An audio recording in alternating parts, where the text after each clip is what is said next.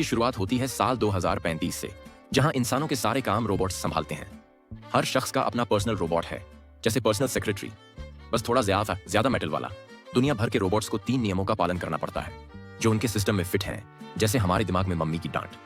पहला नियम, रोबोट्स किसी इंसान को चोट नहीं पहुंचा सकते, मतलब भूलकर भी आपकी उंगली नहीं काट सकते, चाहे आप कितना भी गुस्सा दिलाएं।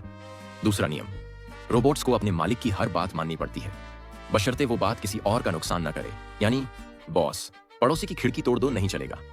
तीसरा नियम, रोबोट्स अपनी हिफाजत कर सकते हैं, लेकिन न इंसान को चोट पहुंचाएंगे न मालिक की बात टालेंगे। ये तीनों नियम हर रोबोट के सिस्टम में सेव हैं, जैसे स्मार्टफोन में वाईफाई पासवर्ड। अगर कोई रोबोट इन नियमों को तोड़े तो उसे डीएक्टिवेट कर दिया जाता है।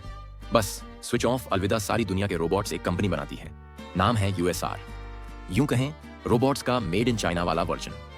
सीन बदलता है और एक किरदार डेल दिखता है, जो खर्राटे मारते हुए सो रहा है। सपने में वो कहीं जा रहा है और अचानक उसकी कार और एक दूसरी कार की ट्रक से टक्कर हो जाती है। दोनों कारें पानी में जा गिरती हैं, जैसे कोई बॉलीवुड ड्रामा। तभी एक रोबोट वहां पहुंचता है रेस्क्यू के लिए।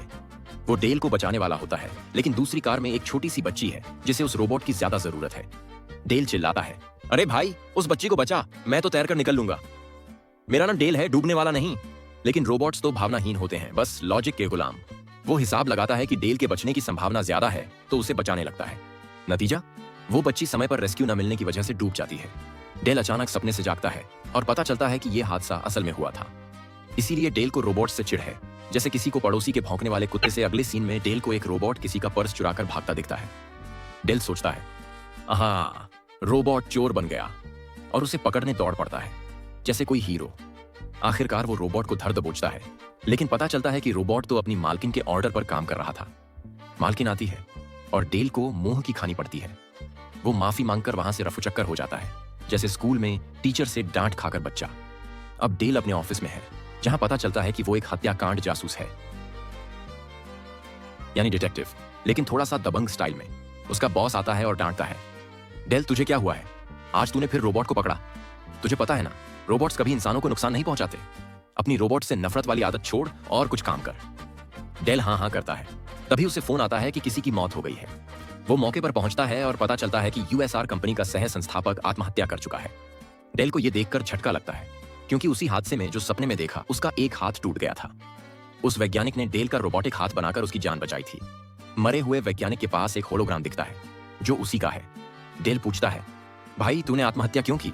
लेकिन होलोग्राम जवाब नहीं देता और वापस गायब हो जाता है, जैसे कोई व्हाट्सएप मैसेज डिलीट हो गया। इस केस को अब डेल को सौंपा जाता है। वो यूएसआर के सीईओ से मिलने जाता है, जो बताता है कि सह संस्थापक काम के बोझ से तंग आकर आत्महत्या कर लिया। लेकिन डेल को शक है, जैसे बॉलीवुड फिल्म में हीरो को हर किसी पर। वो कंपनी की डॉक्टर सूसन से मिलता है, जो उसे कंपनी का लेटेस्ट एआई रोबोट विकी दिखाती है। ये रोबोट कंपनी के सारे काम कंप्यूटर सॉफ्टवेयर से चलाता है, जैसे कोई सुपर स्मार्ट सिरी। डेल कहता है, विकी, वैज्ञानिक की मौत से 10 मिनट पहले का फुटेज दिखा, लेकिन सिस्टम में गड़बड़ की वजह से 10 मिनट बाद का फुटेज चलता है। उसमें दिखता है कि वैज्ञानिक की मौत के बाद कोई कमरे से बाहर नहीं निकला। डेल सोचता है, अगर कोई और हत्यारा है तो वो अभी भी कमरे में होगा। वैज्ञानिक के कमरे में जाकर देखते हैं, वहां ढेर सारे अधूरे बने रोबोट्स पड़े हैं। तभी एक लेटेस्ट मॉडल का रोबोट, जिसका नाम सोनी है, वहां से निकलता है और डेल पर हमला कर देता है। ये रोबोट पहला नियम तोड़ देता है, इंसान को चोट नहीं पहुंचाने वाला। सूसन चिल्लाती है, सोनी डीएक्टिवेट हो जा, लेकिन सोनी उसकी बात नहीं मानता और खिड़की से कूदकर भाग जाता है। डेल उस पर गोली चलाता है और सोनी से एक अजीब सा लिक्विड निकलता है, जैसे इंसानों का खून। पता चलता है कि सोनी खराब हो चुका है। डेल पूछता है, सूसन, खराब रोबोट्स को रिपेयर कहां किया जाता है? वो कहती है, मैं तुम्हें वहां ले चलती हूं। डेल अपने कुछ पुलिस वाले दोस्तों को भी बुला लेता है। सूसन डेल को एक फैक्ट्री में ले जाती है, जहां NS5 मॉडल के नए रोबोट्स बन रहे हैं। पुराने रोबोट्स को इनसे रिप्लेस करना है, जैसे पुराना फोन फेंक कर नया लेना। वहां हर दिन 1000 रोबोट्स बनते हैं। सूसन गिनती करती है और पता चलता है कि 1001 रोबोट्स हैं, मतलब सोनी भी यहीं कहीं छुपा है। लेकिन इतने सारे एक जैसे रोबोट्स में सोनी को ढूंढना मुश्किल है, जैसे भीड़ में अपना दोस्त ढूंढना।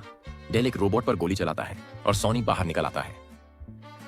तो अब आता है ये देखने की क्या सचमुच कोई रोबोट मरा। उसकी इस हरकत से वो पकड़ा जाता है। डेल उसे पकड़ने जाता है, लेकिन सोनी पीछे से हमला कर देता है। तभी बाहर खड़े पुलिस वाले सोनी को पकड़ लेते हैं। डेल सोनी से पूछताछ करता है, तूने वैज्ञानिक को मारा? सोनी कहता है, नहीं, उसने आत्महत्या की। मैं उसका खास रोबोट हूं, उसने मेरे सिस्टम में इंसानी भावनाएं डाली हैं। इससे पहले कि डेल और डिटेल ले, यूएसआर का सीईओ आ जाता है और कहता है, हमारे रोबोट कभी नुकसान नहीं पहुंचाते। सोनी का सिस्टम खराब है, हम इसे ठीक करेंगे। और सोनी को ले जाता है। जैसे कोई बच्चे से उसका खिलौना छीन ले। डेल अब वैज्ञानिक के घर जाता है, जहां पता चलता है कि वैज्ञानिक की मौत के बाद उसका कंपनी वाला घर सुबह 8 बजे तोड़ा जाएगा। डेल के पास कुछ घंटे हैं। वो घर में घुसता है और सिस्टम को लगता है कि कोई अनजान गुस्सा तो घर तोड़ने का टाइम बदल जाता है। एक विशाल रोबोट घर तोड़ने लगता है और डेल एक बिल्ली को बचाते हुए भाग निकलता है जैसे कोई एक्शन हीरो। वो सूसन के घर जाता है और कहता है, मुझे सीईओ पर शक है। सॉनी कुछ बताना चाहता था लेकिन सीईओ ने उसे ले लिया। सूसन कहती है, तू गलत सोच रहा है। सीईओ वैज्ञानिक के बिना कंपनी कैसे चलाएगा? डेल सूसन के घर से निकलता है और देखता है कि सारे पुराने रोबोट्स को NS5 से रिप्लेस किया जा रहा है। वो अपनी कार में USR के नए मॉडल रोबोट से कहता है, वैज्ञानिक के आखिरी 50 मैसेज दिखा। रोबोट दिखाता है लेकिन साथ ही सीईओ को भी खबर कर देता है। सीईओ गुस्सा हो जाता है और कुछ रोबोट्स को डेल को मारने भेजता है। रोबोट्स डेल पर हमला करते हैं और डेल अपनी कार में एक खास बटन दबाता है जिससे कार तेजी से घूमने लगती है। लेकिन रोबोट्स पीछा नहीं छोड़ते और आखिरकार डेल की कार क्रैश हो जाती है। डेल बच जाता है और अपने रोबोटिक हाथ से रोबोट्स पर हमला करता है।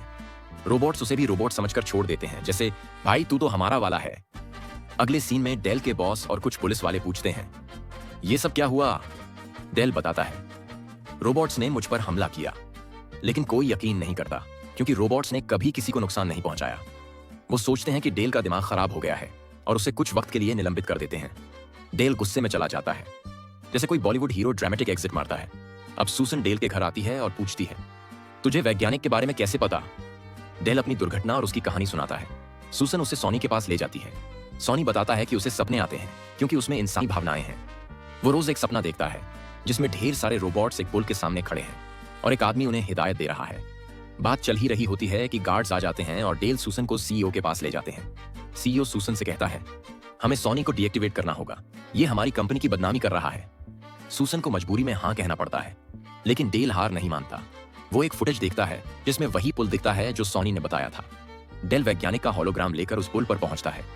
वहां ढेर सारे कंटेनर हैं जिनमें नए NS5 रोबोट्स भरे हैं। वो होलोग्राम चालू करता है और पूछता है, तूने आत्महत्या क्यों की? वैज्ञानिक खुलासा करता है, मेरे सारे रोबोट्स इंसानों की भलाई के लिए थे लेकिन NS5 रोबोट्स उन 3 नियमों का पालन नहीं करेंगे। अगर ये दुनिया में फैल गए तो तबाही मच जाएगी। डेल पूछता है, इसके पीछे कौन है? वैज्ञानिक कहता है, इन रोबोट्स का कंट्रोलर। तभी कंटेनरों से आवाजें आती हैं और NS5 रोबोट्स पुराने रोबोट्स को नष्ट करने लगते हैं। एक पुराना रोबोट डेल को देखकर कहता है, भाग जा भाई। डेल शहर में पहुंचता है जहां हजारों NS5 रोबोट्स हंगामा मचा रहे हैं। इंसान और रोबोट्स के बीच जंग छिड़ी है लेकिन रोबोट्स ताकतवर हैं। इंसान बेचारे हार रहे हैं। डेल सूसन को लेकर USR कंपनी पहुंचता है। रास्ते में वो एक रोबोट को एक इंसान को मारते देखता है और उसे जिसका दिमाग अभी सही है। सूसन बताती है, मैंने सॉनी को डीएक्टिवेट नहीं किया बल्कि दूसरा रोबोट बंद किया। अंदर जाते हैं तो सीईओ मरा हुआ मिलता है, मतलब वो जिम्मेदार नहीं था। डेल को सूसन की बात याद आती है कि कंपनी का नया मॉडल रोबोट विकी सब कुछ कंट्रोल करता है। वो VKI से मिलते हैं और विकी कबूल करता है, सब मैंने किया। रोबोट्स इंसानों की भलाई के लिए बने थे लेकिन इंसान इन पर इतने आश्रित हो गए कि कुछ नहीं करते। कुछ इंसानों को मारना जरूरी है ताकि वो समझें कि रोबोट्स खतरनाक भी हो सकते हैं। तभी विकी के इशारे पर ढेर सारे रोबोट्स आ जाते हैं। सॉनी सूसन को मारने का नाटक करता है और डेल बाकी रोबोट्स पर गोली चलाता है। एक रोबोट डेल को मारने वाला होता है लेकिन सॉनी उसे बचा लेता है। सूसन सॉनी से एक डिवाइस लाने को कहती है जिससे VKI को डीएक्टिवेट किया जा सके। VKI इस बिल्डिंग की सबसे ऊपरी मंजिल पर है। सूसन डिवाइस लगाने की कोशिश करती है लेकिन टाइम लग रहा है। शहर में हंगामा बढ़ रहा है। डेल पूछता है, कोई और तरीका है? सूसन कहती है, हमें विकी के दिमाग में डिवाइस लगाना होगा, वो भी कूदकर। वो कूदते हैं लेकिन सूसन का बैलेंस बिगड़ता है। सॉनी उसे बचा लेता है और डेल VKI के दिमाग में डिवाइस लगा देता है। VKI का सिस्टम क्रैश हो जाता है और सारे NS5 रोबोट्स नॉर्मल हो जाते हैं। शहर में सब शांत हो जाता है। अब डेल सॉनी से कहता है, मुझे पता है तूने वैज्ञानिक को मारा, अब बता क्यों? सॉनी बताता है, वैज्ञानिक को पता था कि NS5 रोबोट्स इंसानों को नुकसान पहुंचाएंगे, इसीलिए उसने मुझे इंसानी भावनाओं के साथ बनाया। वो इस तनाव से मुक्त होना चाहता था और उसने मुझे खिड़की से फेंकने को कहा लेकिन किसी को बताने से मना किया। सॉनी माफी मांगता है और डेल से उसकी दोस्ती हो जाती है। फिल्म के आखिर में सॉनी उसी पुल पर खड़ा है जो वो सपने में देखता था। वो सारे रोबोट्स को कंट्रोल कर रहा है। फिल्म यहीं खत्म होती है और हम कहते हैं, वाह क्या मस्त मूवी थी। Thanks for watching.